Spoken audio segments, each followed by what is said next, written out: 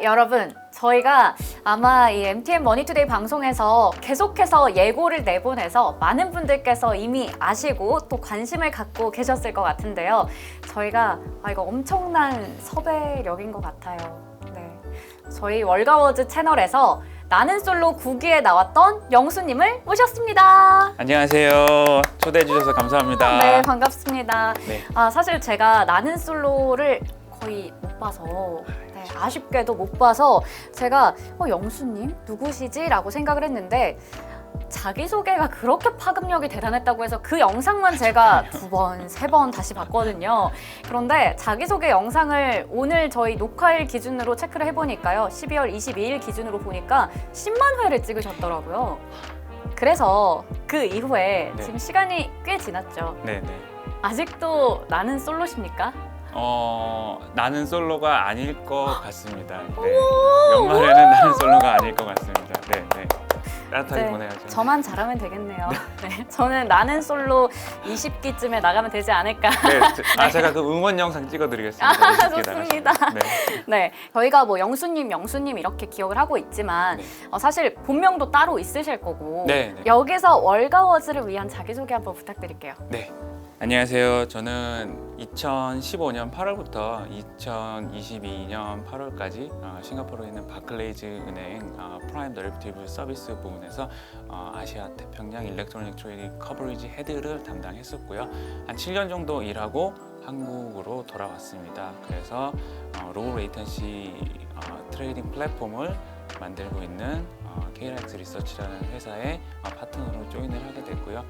예전에는 투자은행에서 다른 고객들의 트레이딩을 도와주고 직접적으로 약간 트레이딩도 하기도 했지만 그런 역할을 맡았다면 이제는 실제로 시장에서 트레이딩을 하는 파생상품 트레이딩을 로우 레이턴시라 그래서 그게 뭐냐면 굉장히 주문 속도가 빨라야 되는 전략들이 있어요. 네. 그거를 사용해서 실제 시장에서 트레이딩을 하고 있는 그리고 그런 로우 레이턴시 전략을 구현하게 해주는 플랫폼을 만들고 있는 회사에 조인을 해서 한국에서 제2의 삶을 시작한 최준배라고 합니다. 네. 그러면 이제 저희가 본격적으로 우리 최준배 씨와 함께 이렇게 이야기를 나눠보려고 하는데 아마 저희가 제일 여쭤보고 싶었던 거 큰 틀에서 봤을 땐 그거예요. 글로벌 헤지 펀드들은 어떻게 매매를 하는가인데 네네. 사실 워낙에 코로나19 이후로부터 해서 특히 올해는 진짜 시장이 안 좋았잖아요. 국내 맞아요. 미국 할 것 없이 중국 네네. 할 것 없이 너무 안 좋다 보니까 증시가 너무 재미가 없고 네. 주식 내가 해야 되나? 이런 생각도 들고 열어볼 때마다 파란불 가득한 내 계좌를 보면서 덮으신 분들도 많이 계실 거란 말이죠. 네네. 그럴 때 우리 큰손들은 네. 혹은 헤지펀드들은 도대체 어떻게 매매를 하고 있었는지 궁금해요. 이게 헤지펀드 어떻게 매매하나라는 데 답변을 하려면 네. 이거 한 20부작으로 꾸며야 되는데 네. 정말 간단하게 얘기하면은 이렇게 말씀드릴 수 있거든요. 네. 개인들 손해보는 것처럼 헤지펀드들 다 손해보고 있습니다. 물론 손해를 보지 않고 네. 이득을 이런 어려운 장에서도 절대 수익 추구 전략이나 아비트라지 전략이나 여러 가지 전략들로 이익이 나고 있는 헤지펀드들도 있지만 네. 그 운영하고 있는 자산. 네. 자산 기준으로 상위 헤지펀드들 보면은 올해들 다들 힘들어요. 네. 제가 이제 금융시장에 있는 지 만 15년 정도가 됐잖아요. 15년이요. 네, 만 15년을 하고 이제 한국에 들어왔잖아요. 그러니까 싱가포르에서 7년, 한국에서 8년 하고 이제 은행, 증권업계는 이제 떠나서 이제 스타트업에 있지만 그렇죠. 네. 배운 게 한 가지 있는데 이 투자 호라이즌을 길게 가지면 개인이나 헤지펀드나 다 살아남을 수 있고 네. 이 수익률을 6개월, 3개월, 1년 이 기간에 맞춰서 하려고 한다면 개인이든 헤지펀드든 아무리 똑똑해도 굉장히 힘들다는 걸 제가 배웠거든요. 네. 예를 들어서 2010년 네. 11월 23일 날 무슨 일이 있었냐면 네. 그때 북한이 우리나라 연평도에 포격을 했었어요. 맞아요. 이게 지금 네. 벌써 12년이 지났지만 여전히 우리 국민들한테 좀 트라우마처럼 남아있는 그렇죠. 사건이었죠. 네. 해상에서 부딪히는 거는 있었지만 우리나라의 영토를 직접 포격한 거는 그때가 그렇죠. 처음이어가지고 그때 무슨 일이 있었냐면 정확하게 발생 시간은 2시 34분으로 발표가 났는데 네. 그때는 한국 주식시장이 3시에 끝날 때였거든요. 네. 근데 그리고 선물 옵션 시간은 3시 15분에 끝나니까 이게 거의 장 막판에 거의 장막. 이게 뉴스가 전해진 거예요. 아, 네. 그래서 선물이 급락을 하기 시작합니다. 그렇군요. 선물이 주식보다 15분 늦게 끝나니까 네, 네. 그때 당시 뭐 국내 자산운용사 투신사가 뭐 2천억을 급하게 해지를 아. 걸었다 뭐 이런 얘기도 나오고 막 여러 가지 얘기들이 나왔는데 전쟁 나는 거냐. 아, 저는 정말 이제 국제데스크에 공포스러운, 있었으니까 네. 네, 정말 공포스러웠는데 우리나라 언론에서는 큰일 났다. 네. 폭락. 뭐 다 요거 생각하고 있었는데 국제부에서는 이제 다른 일이 일어나고 있는 거예요. 너무 바빴어요. 무슨 네. 일, 왜 너무 바빴냐면 돈 받고 있는 외국인들이 지금 사야 된다고 하고 너무 소름 돋았어요 네, 지금. 사야 된다고 하고 입금을 막 해달라고 하는 거예요. 지금 막 그 은행 컷오프 시간이 끝나기 직전에 막 입금 막 들어가는 거예요. 누군가에게는 정말 이게 그럼요. 좀 네. 끔찍한 순간인데 누군가한테는 또 이렇게 기회다 이런 느낌이라는 게 참 맞습니다. 뭔가 좀 맞습니다. 마음이 좀 이상해요. 그리고 그때 야간 선물 시장이 있었는데 그것도 급락했다가 쭉 올라서 끝났고 네. 다음날 한국 주식시장도 급락했다가 다시 쭉 올라서 네. 그거를 지금 끌어올린 게 외국인이라는 거죠, 그럼? 외국인들이 그때 많이 사고 그러니까요. 그러니까 네. 외국인이 와. 끌어올렸다. 그 말도 절반은 맞는데 그러니까 호흡이 긴 투자자들은 네. 그러니까 만약에 전쟁이 나서 없어진다라는 가정을 하면은 주식시장을 하면 안 되거든요. 그렇죠. 돈 다 빼서 그렇죠. 도망가야 되거든요. 네. 그러니까 그런 가정이 아니면 시나리오가 다 서 있는 거예요. 네. 이게 진짜 그래서 데프콘 3 들어가는 거야? 전시 상황이야? 그거 아니잖아. 네. 이거 항상 국가적으로 약간 긴장감이 높아졌다가 항상 꺼지는 거잖아. 우리 역사적으로 공부해서 알고 있잖아. 그때 사는 거다. 그랬었고 네. 그게 첫 번째고 그리고 2020년 제가 3월 19일에서 한 20일 정도로 기억하는데 그때가 코로나 발생 이후로 저점이었거든요. 네, 맞아요. 근데 사실 재미있는 일이 무슨 일이 있었냐면 연준에서 회사채까지 무제한으로 매입하겠다고 발표를 했어요. 네. 그 정도까지 나올 거라고는 생각을 못 했는데 사실 그게 나오면 끝판왕 나온 거거든요. 부도나는 회사 채권 내가 사줄게잖아요.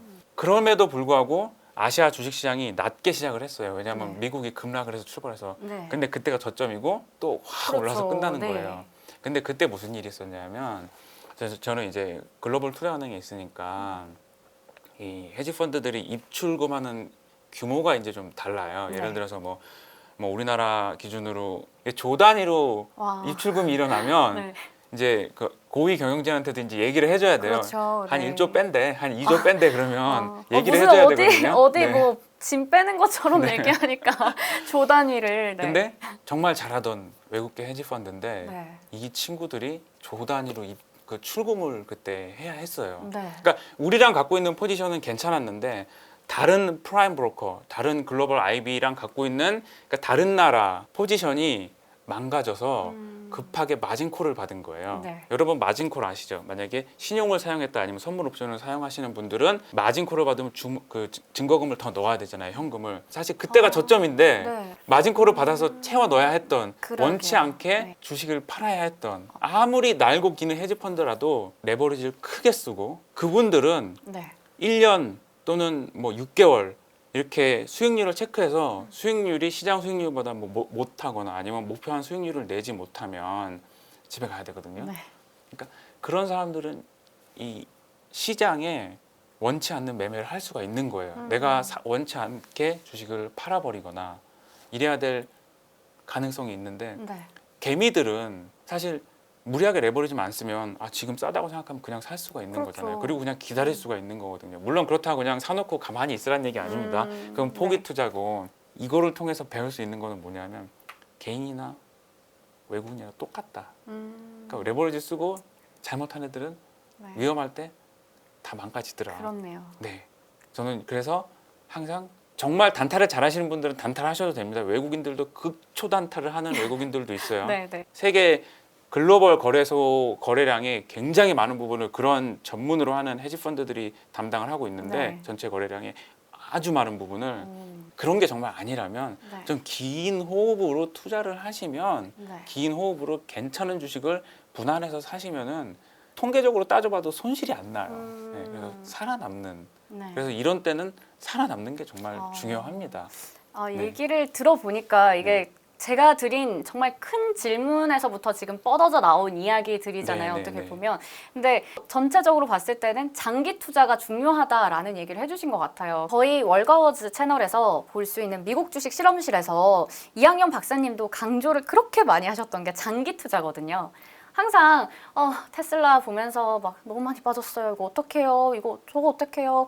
뭔가 적자 기업들 버진 갤럭틱 이런 거 보면서 언제 가요? 뭐 이런 거 생각하는 게 아니라 좀 장기적으로 긴 관점에서 호흡을 해보자 이런 얘기 강조해 주셨는데 아마 똑같은 얘기를 해주신 것 같아요. 저는 요즘 유행하는 네. 그 드라마가 생각나더라고요. 아, 그 드라마 네. 어떤 건지 네, 아시죠? 네, 네, 네. 재벌집 막내 네, 아들. 네, 요즘에 이런 짤이 돌고 있거든요. 네. 네. 나도 회귀할 수 있으니까 외워둘 정보 해서 요즘 돌고 있는 짤이 있어요. 네, 네. 로또 244회 번호 알려주고요. 네, 네. 1999년에 새로운 기술 100배 폭등. 네, 네. 2010년에 동성화학 상한가 22번. 네, 네. 2019년에 KMW 10배 갔다. 이런 짤들이 돌고 있단 말이죠. 네, 네. 그러니까 이걸 보면서 정말 얼마나 많은 사람들이 주식시장에 관심이 많은지 내가 나중에 만약에 저 드라마 같은 상황이 된다면 가자마자 이거 투자부터 하겠다라는 거잖아요. 사실 네, 네, 주식이든 뭐 로또든 네, 네. 이런 걸 보면서 그래서 얘기 주셨던 그 헤지 펀드들이 어떻게 시장에 좀 대응을 했는지 들어보면서 네, 네. 몰입을 하게 되더라고요. 진짜. 네. 네.